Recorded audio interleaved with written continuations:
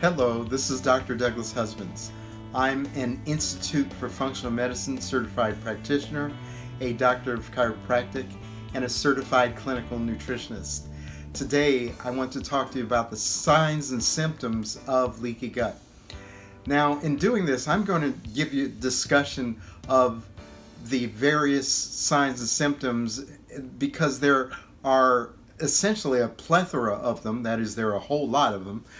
When you understand the mechanisms of action of how leaky gut occurs, you can see that many of the signs and symptoms, how they can arise. So just a quick review of the mechanisms. So you have that inner gut lining where you have the villi, the finger-like projections that are going throughout the intestinal lining, particularly the small intestine, to increase the surface area for better absorption and assimilation of nutrients from foods. And then you have that thin, one cell thick lining throughout the whole intestinal tract, the simple columnar epithelial cells. And the tight junctions between those simple columnar epithelial cells that when they get damaged, that's when you get leaky gut. And again, using the analogy of the shag carpet being analogous to the finger-like projections, the villi, and then the cheesecloth overlaying the shag carpet being analogous to the simple columnar epithelial cells and tight junctions. You can refer back to some other videos where I mentioned that. Anyway, so let's think about this.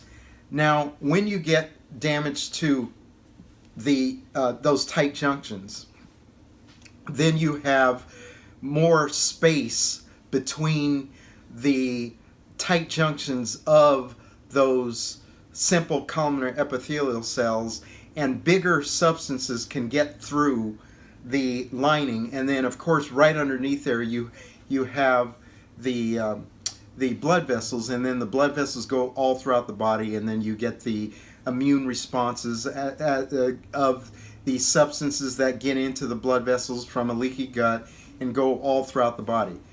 So as we've talked previously about antigen-antibody reactions and molecular mimicry and how that can affect various organs, think about when you have, say, tissues that get affected from some antigen. As I mentioned before about various types of bacteria, potential pathogens such as Klebsiella pneumonia, Proteus mirabilis, these things can induce an effect where you get attack on joint tissues, and therefore you can get the development, as mentioned previously, of ankylosing spondylitis or rheumatoid arthritis. Now, as also previously mentioned, if you have attack going through leaky gut into the bloodstream, and you have antigen-antibody complexes developed against the thyroid gland, then you can get development of autoimmune thyroiditis, be it either Hashimoto's hypothyroidism or Graves' hyperthyroidism. Now, many of the research studies really go into detail into the mechanisms, but I just want you to understand and get your thinking wrapped around these concepts, because leaky gut is a very common inducer of other signs and symptoms.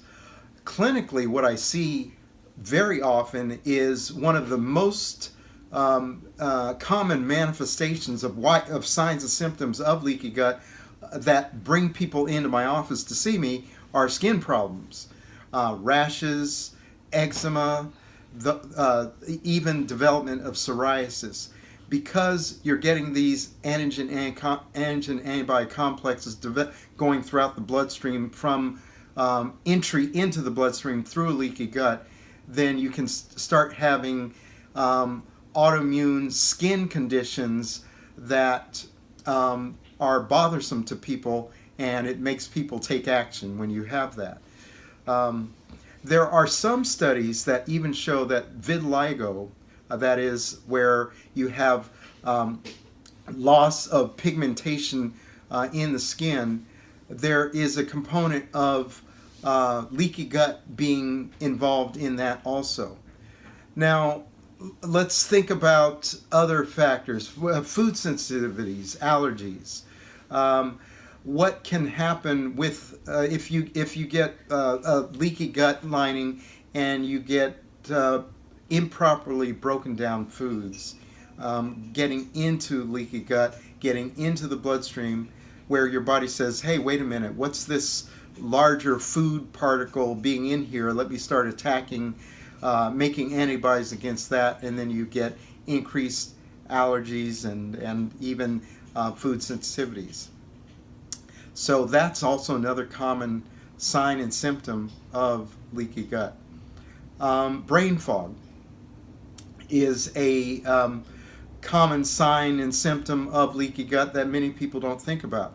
Now, how is that? Well, you can have leaky gut, but you can also have a leaky blood-brain barrier. The blood-brain barrier is essentially where you have physiologic protections against things going through the bloodstream so that they can't easily get into the brain and damage the brain, because obviously the brain is so important for all physiologic functions. And so you have this certain types of protections in blood vessels that go into the brain, where you have this mechanism called the blood-brain barrier. Well, as I mentioned, you can have leaky brain as well as leaky gut, and this oftentimes does occur.